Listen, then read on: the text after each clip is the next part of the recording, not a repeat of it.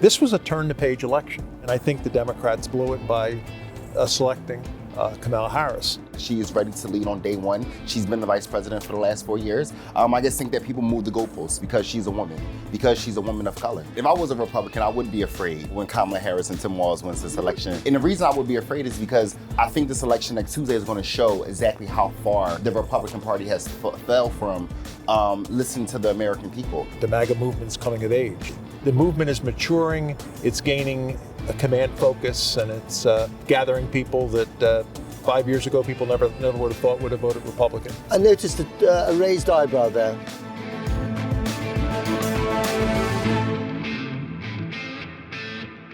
Welcome to the American Fourcast from a sunny but rather chilly Philadelphia in the key swing state of Pennsylvania. So key, in fact, that both candidates, Kamala Harris and Donald Trump, have lavished time and hundreds of millions of dollars on this state alone. Now, we're into the final crucial phase of this election. People are getting a bit nervous, and I have to say the mood music, especially amongst Democrats, seems to be tense, if not a little bit gloomy, because the Kamala Harris momentum that we saw in the summer has stalled somewhat.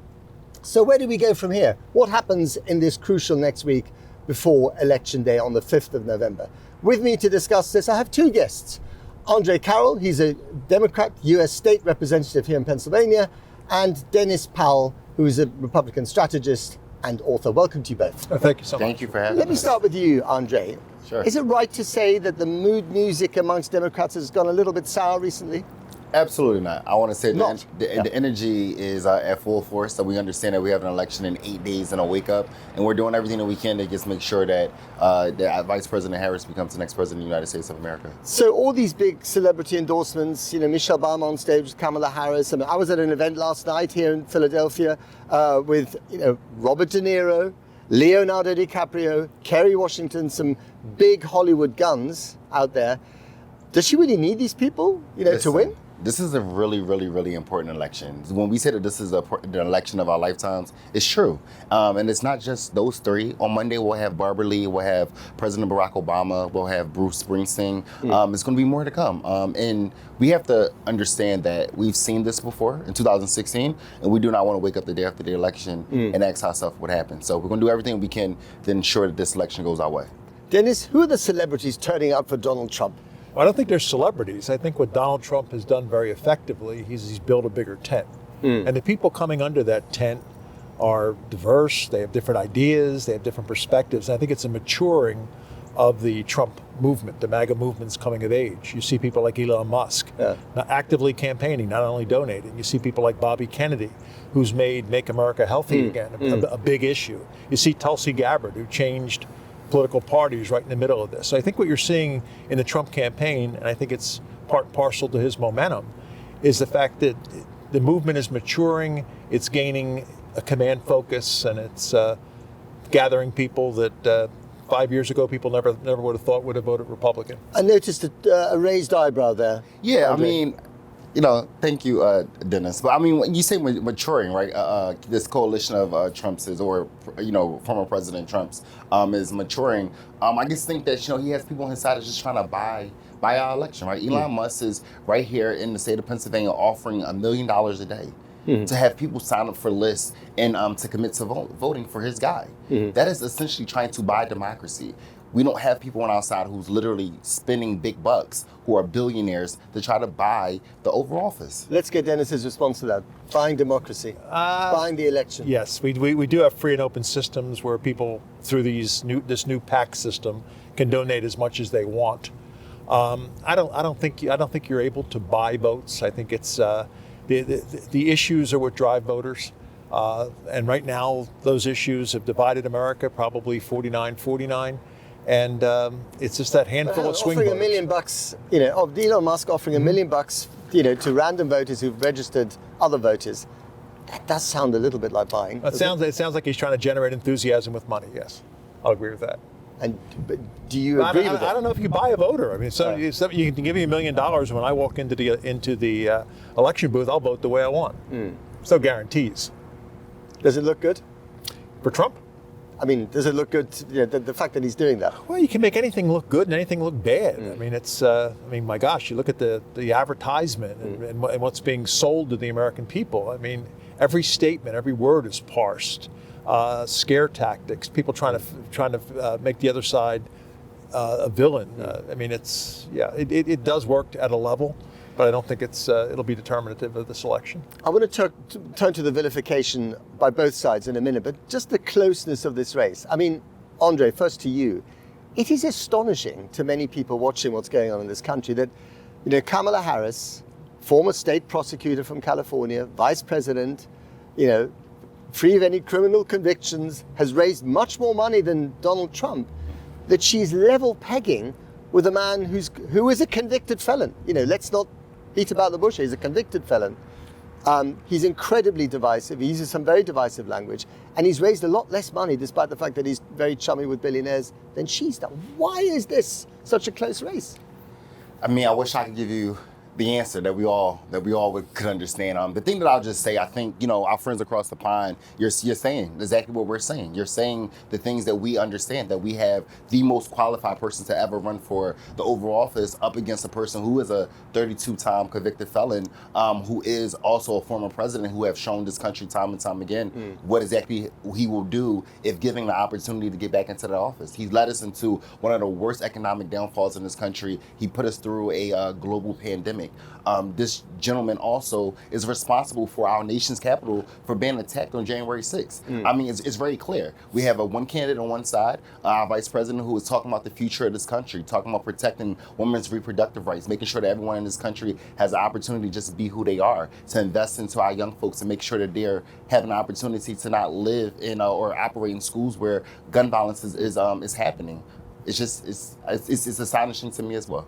What you just said about the economy, and the pandemic, I mean, there are many Republicans, I'm sure Dennis is one of them, who would diametrically oppose what you just said.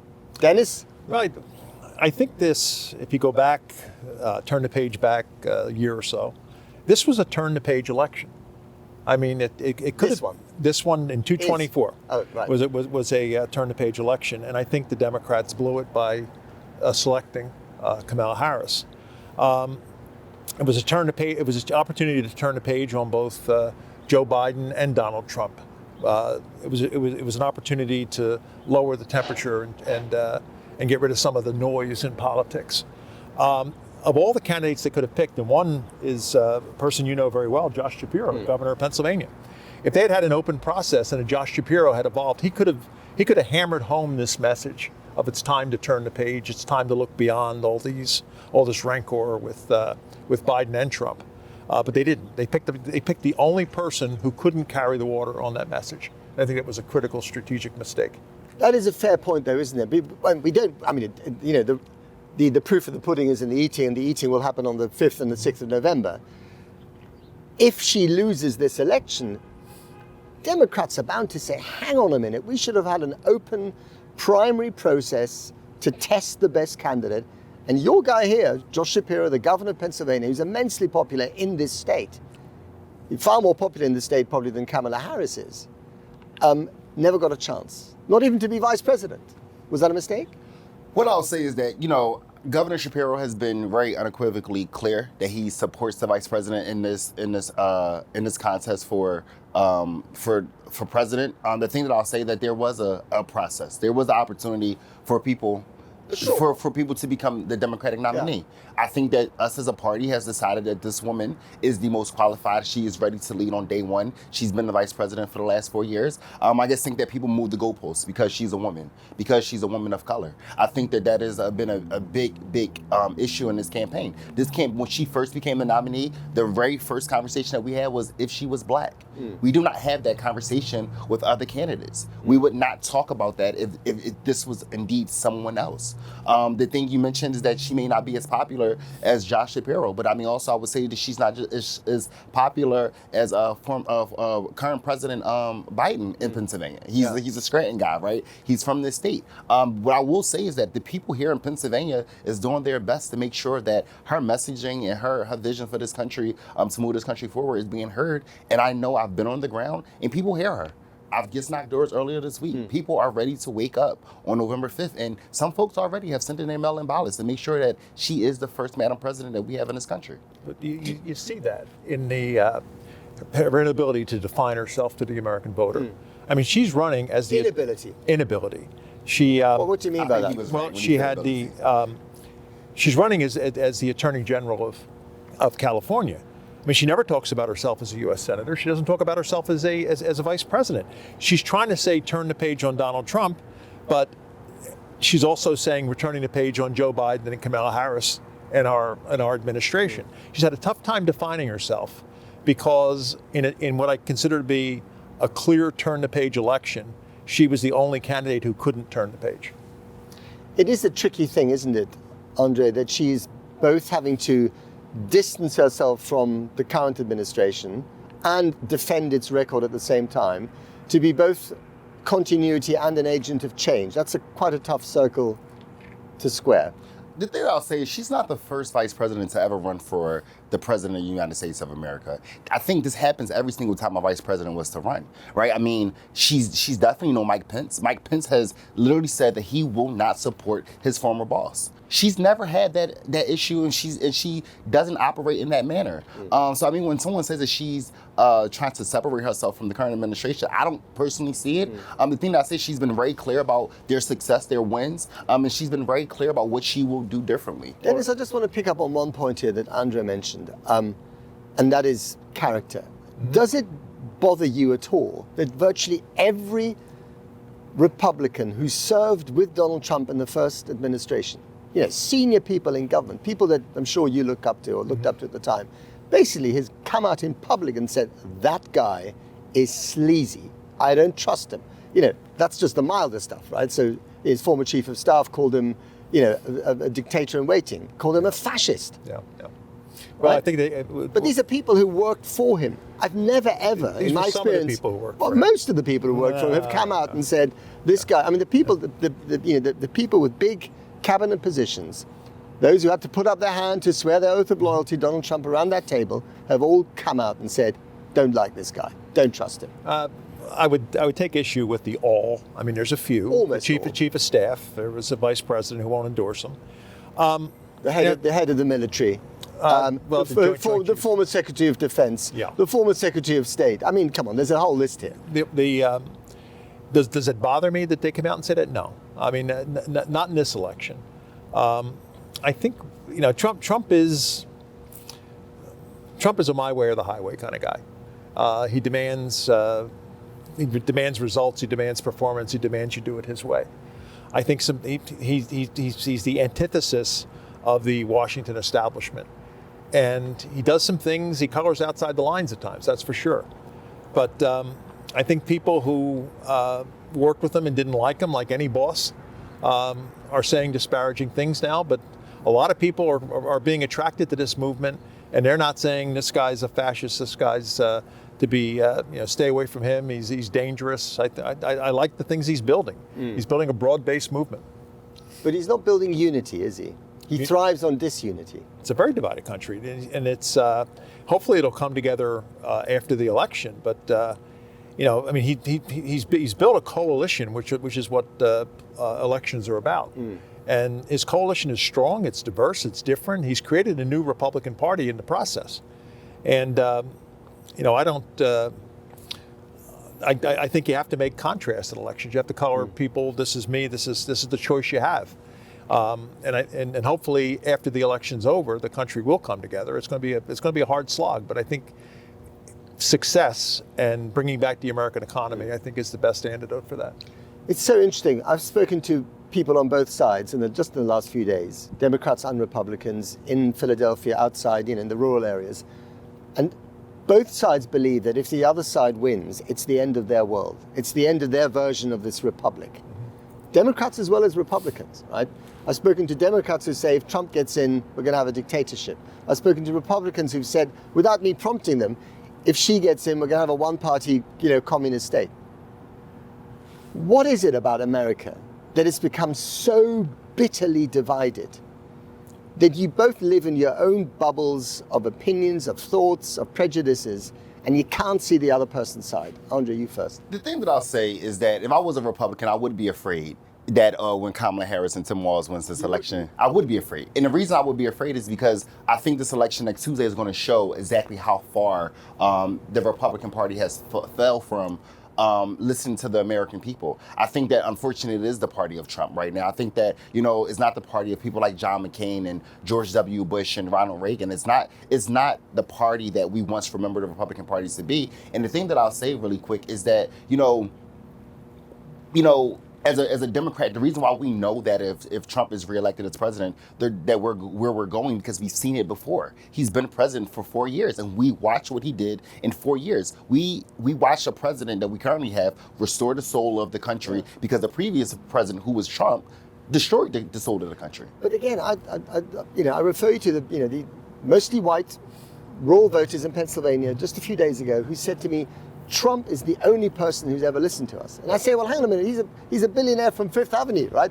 But they say, no, we know he's that, and I wouldn't let him anywhere near my kids, and I wouldn't let him in my local club. But he does listen to us. And we feel that the Democrats in power, the Democrat establishment, that's what they're telling me, don't care. They don't listen. They look down. They do look down on us. And that sense of condescension from the Democratic elite, for want of a better word, towards many voters, not just here in this state, but all over the country. That is something I wonder, do you acknowledge that? I mean, if dog whistling is a language, then I just don't speak that. So, I mean, when you say that Trump is speaking to you, maybe he's speaking a language that I don't speak that language. Is Trump a racist, do you think? Trump is indeed a racist. And as a young black man in this country who one day may have a black son, I do not want my son to live in a country underneath a Donald Trump presidency. Dennis? No, I think Trump's a racist. No, I don't think. I think racism is one of those terms that is used to divide America and gain political advantage. I think Trump doesn't see the world, doesn't see America in terms of race, in terms of ethnicity, in terms of gender. I think Trump sees America in terms of class, and I think he speaks to the working class Americans, even though he's a billionaire. And I think that's why he connects, because he's not saying that a black steel worker is different than a white steel worker, or a female is different than a male, or a transgender is different than a cisexual. He basically sees the world in terms of, you're part of a class, you have common problems, and I think I can solve those problems. I guess we as two white men are not really in a position to judge whether he's being racist or not. It's interesting to have a white man define what racism means in this country, right? I mean, I'm assuming that, Dennis will be a straight white man in this country, and the thing is that leaves you out of a lot of suppression and opportunity to be discriminated against. So the thing that I'll say is that when you say that, it's not about women, it's not about racism, I mean, he hasn't done these things to other white men. He hasn't done these things to his colleagues, right? He's indeed said that he would grab her by the private parts. That was a woman, right? When he talks about black jobs, he's talking about not white collar jobs, or he's talking about jobs that are service jobs. He's talking about the only people he's pitting against each other are black workers and immigrant workers, right? That's black jobs to him. And yet, it's interesting how, according to the polls, he's getting more and more support amongst black men, not black women. But that's not true. I mean, there are polls that would beg to differ with you on that one. Polls said a lot of things, and polls said that we were going to win in 2016, and unfortunately, Secretary Hillary Clinton lost Pennsylvania. So polls say a lot of things. Polls are just a snapshot of where those folks reach out to. But hang on. Barack Obama, the former president himself, felt it necessary to go on stage and appeal directly to black men and basically say to them, look them in the eye and say, a vote for Trump is not a good vote for your community. You should not be doing this. You should be registering to vote, and you shouldn't vote as a black man. He was talking to them directly, right? Don't do this. Well, I mean, he wouldn't have said that if there wasn't a problem. Well, it's not. I mean, at the end of the day, the election hasn't taken place, so we don't know if it's a problem. You only know once the election happens if it really was a problem or not, right? And I projected that it's not a problem because I've talked to other black men. I'm a black man myself. I know where I'm going to. Sorry to interrupt. Were you offended by the fact that he said that? Absolutely not. I think that Barack Obama is a black man, and I want to hear another black man talk to other black men. And I think that he's one of the best orators that this party has to offer. And I think that he was very clear that us as black men must show up for this black woman the same way we showed up for him in 2008 and 2012. Yeah. Dennis, just to turn it around, you look like a sort of chap who likes good manners. You turn up on time. You were punctual for our podcast here. Yeah. You're wearing a lovely jacket. You like your golf game. I'm going to call you a country club Republican. Oh, you may differ with that. And it's all about manners. It's all about politeness. I'm sure you've never, dropped the F-bomb or used a cuss word in your life. However, how come someone like you, the embodiment of good American manners, is a fan of a candidate who embodies the exact opposite? There's bigger things than manners. I mean, I think that the system as it exists needs to be shaken up. I think that there's issues out there that will get more of the same if Kamala Harris becomes president. I think with Trump, we will get disruption. We'll get things being shaken up. I think it'll be a different order. Sometimes you have to look beyond. Like you can have gnarly bosses. I mean, people you don't like to work with or work for, but you accept what they do because they bring out the best in you, or maybe they are very successful in terms of moving the goals of the company. I mean, do I think some of the things he says makes my head spin? Sure, but I think down deep this paradigm of this endless. We've only 17 years in our history we've not been at war. I think it's a strong point. I mean, I think the making America healthy again is a very strong point. Reforming the economy, reining in regulation, all those things are more important than personality to me. If Trump applied to be a member of your club, and he wasn't called Trump, he was called something else, and you knew the things about him that we know, how he's behaved, he wouldn't have a chance, would he? You wouldn't let him across the door. Well, we're not electing him to a club. I mean, we're electing somebody to bring in a team of people, and I like the team he's assembling to manage government, to do things differently than they're doing them now. I think there's things that bother me about the current administration. One is there's rarely a speech that Joe Biden has made during his presidency where he didn't debase MAGA. I mean, Hillary Clinton called them deplorables. Then she said, well, that might not have gone far enough. I don't like what's happening with free speech in America, where they're calling it misinformation and they want to limit it. I don't like the use of force against American citizens that I've seen during this administration. Those things are all more important to me than Trump's personality. Andre? The use of force against the American people. Yes. That's interesting. Mr. Houck in Bucks County? Well, I want to talk about Trump. I want to talk about the candidates. I want to talk about Kamala Harris, and I want to talk about Donald Trump, right? When you talk about the force, this is the person who raised the Bible in the air and had his own American people tear gas, right? You remember that? That happened during his administration. Trump had the American people tear gas. Yes. Why he raised the Bible in the air. So that's never happened. Thank you. Yeah. But what I will say is that's never happened during this administration, right? It's interesting that we moved the goalposts. The former President Barack Obama and his wife, Michelle Obama, when they did that healthy initiative to get kids, better quality food in schools. I remember there was this big outrage. Why do we have government going into schools telling our kids what to eat? Now all of a sudden, it's Obama's been out of office for 8 years, and now they're saying, now's a great idea that we should have healthy initiatives, right? Obama, started the Obamacare, right? The Affordable Care Act. And I remember they said that government shouldn't be telling us what kind of insurance to have, right? But you care about healthy. But this is the same guy who tried to take millions and millions of people off of their health care. So I'm just confused of how do we move the goalposts and how do we make it more convenient when he's doing what he wants to do, and then when another person who did the exact same thing, they got no credit or they were demonized or attacked for it. Let's quickly turn to one other issue which I've discovered comes up again and again and again on the campaign trail, and it's not character, it's not even abortion rights, it's reproductive rights, it's actually the state of the economy. And you talk to people, whether it's here in Philly or elsewhere, they really hurt. They look at the price of a cup of coffee and they're just saying that even though inflation is coming down, it's still too expensive. And they're blaming that, rightly or wrongly, on this current administration. And your candidate, Kamala Harris, has not yet come up with a coherent, clear economic message that speaks directly to people and explains the problems of the past and provides solutions for the future. She's been very clear about her opportunity economy, right? She's talked about price gouging. She's talking about inflation. She's having that conversation. I mean, but we recognize, and when you understand how government works, is that this current administration is dealing with the failures of the previous administration. My thing is, it took 4 years for Trump to tear this country apart. It's going to take a lot longer than 3.5 years to rebuild this country. People remember it. I don't know. Maybe it's the folks that you're talking to. The folks that I talk to, they remember what happened. They remember where this country were when Donald Trump was president of the United States.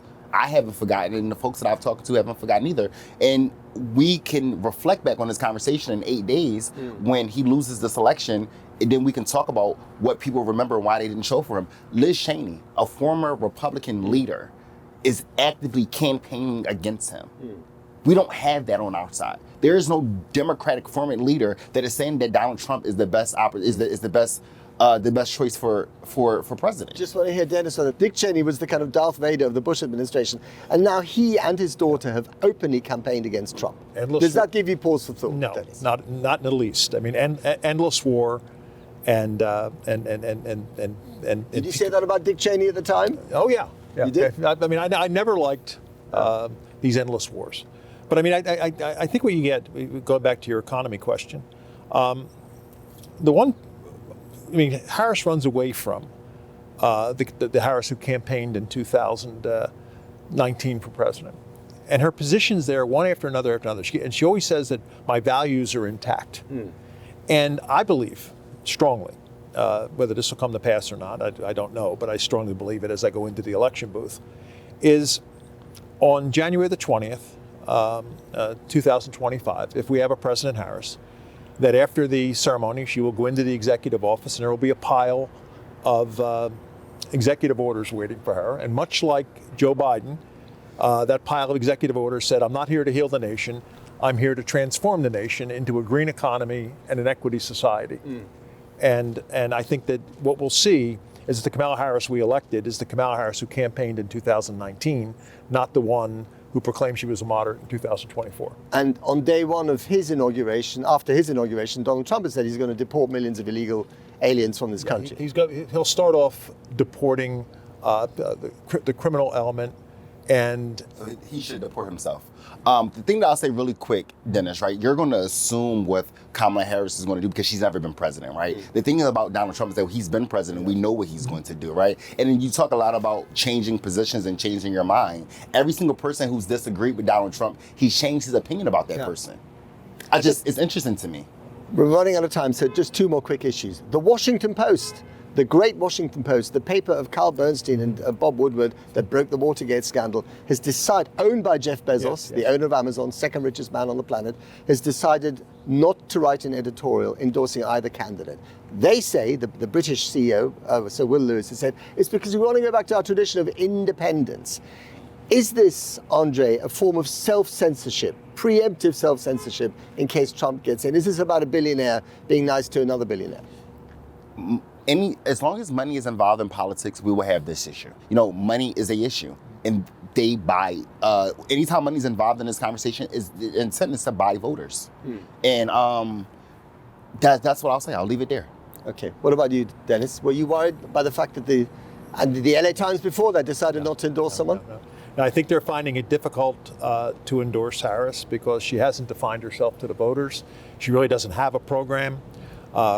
It's anybody's guess what she'll do on January the 20th. Just before we end the American Fourcast here from wonderful Philly, I'm not going to ask you for a prediction about what's going to happen in the result because you're going to say it's Kamala Harris and you're going to say it's Donald Trump, and that's just too boring an answer, right? And because we don't really know, it's still a toss-up. But what I am going to ask you is, do you expect, first to you, Andre, do you expect there to be what every democracy relies on, which is a peaceful, graceful transition of power from the loser to the winner?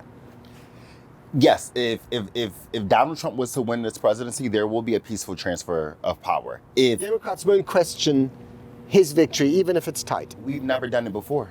there's nothing in the history books that says that we've done it. When we lost the election in 2000, and it was a very close election, and we lost by one county in Florida, who was also the governor of the current Republican candidate who had won that election, even though the news stations had reported that state had went to Gore and turned around and then said it went to Bush. We didn't do that. We took it to the Supreme Court. Once the Supreme Court decided, we moved on. We didn't raid the Capitol. Unfortunately, in 2020, January 6th, that is not what Trump and his folks did. So looking at the facts and looking at history tells me that when Donald Trump loses this election, he's going to cry like a baby. He's going to get his folks to storm the Capitol again. Dennis, if he loses the election, will he give up the White House gracefully, or rather not claim it? Well, he's not in the White House, and will he not claim it? I think he'll dispute where he can dispute. And what does that mean? He'll make it up. No, if there's irregularities, he'll point them out. But eventually, he'll do exactly what he did in 2020. He'll go back to Mar-a-Lago and be a private citizen. He's still claiming today that the election was stolen when it clearly wasn't. I think he's claiming that the election was irregular. I would never have used the word stolen. I would have used the word it was an irregular election because of COVID. There were things done in that election that hadn't been done in previous elections. It is what it is. The ballots are the ballots. The ballots were counted and Joe Biden won. But was it different? Yeah. Was it irregular? Yeah. Okay. We're going to leave. Now everybody understands the rules. We're going to leave it there, and we'll get back to you on November the 7th and see what he said. Appreciate it. Dennis Powell, Andre Carroll, much, thank you to both of you. A formal handshake there at the end of a very informal and fascinating discussion. That's great. Okay, you're all getting on with each other. Let's hope that lasts. That's it from the American Forecast here in the middle of a wonderful Philadelphia, or Philly as the locals call it, in the swing state of Pennsylvania. Goodbye and see you soon.